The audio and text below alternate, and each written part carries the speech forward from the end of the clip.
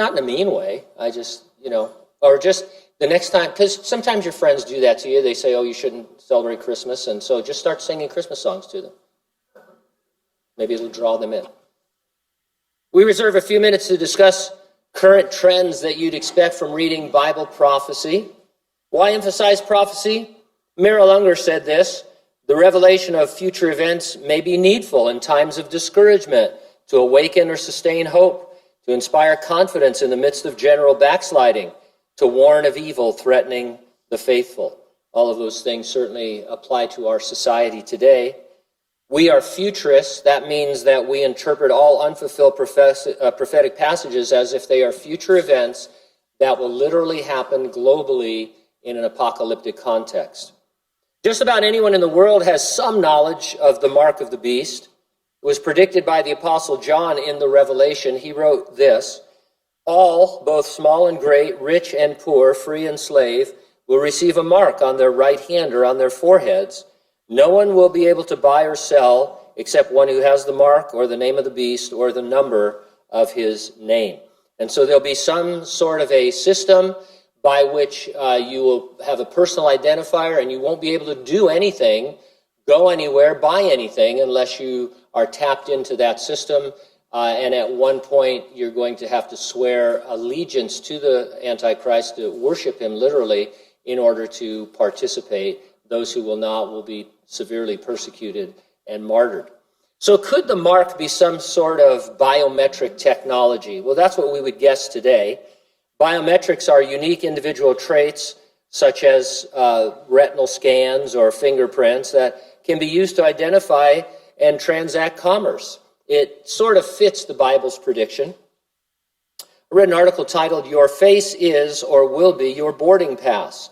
The article simply expands on that, saying, if it's been a year or more since you traveled, particularly internationally, you may notice something different at airports in the United States. More steps from checking a bag to clearing customs are being automated using biometrics. Many of the latest biometric developments use facial recognition, which the National Institute of Standards and Technology recently found is at least 99.5% accurate. There are signs that the pandemic may be advancing biometric acceptance. In its recently released passenger survey, the International Air Transport Association found that 73% of passengers are willing to share their biometric data to improve airport processes, up from only 46% in 2019. Facial recognition would fit the mark in the forehead category. What about in the hand? Well, there's a lot of possibilities for that. We've been talking about microchips for a long time. That's kind of an older, passé technology. But in Sweden, microchips are gaining popularity. Swedes are getting their COVID information put on under the skin chips so that they can just wave their hand and their information will come up rather than having a paper card or having it on their phone. One biometric company said, in the not-too-distant future, biometric authentication will supplant passwords. Now, I don't know if I like all of that, but I hate passwords. Don't you hate passwords? And every day, you've been part of a breach. Your password is, 3,000 letters long, but they have it now. I just have to change your password. It's a hassle.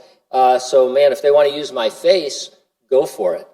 The future world ruled by the Antichrist and requiring his mark is on the horizon. You can see how it could be implemented. And as we go around the world today with the pandemic, you see in some places people are acquiescing to that kind of thing and giving up all the rights that they can in order to keep themselves. And so, this is the world that's developing. We're seeing the possibility, but we're going to be gone before the Antichrist is revealed. We believe the resurrection and rapture of the church are imminent. And by we believe, we mean that the Bible teaches they are imminent events. It could happen right now.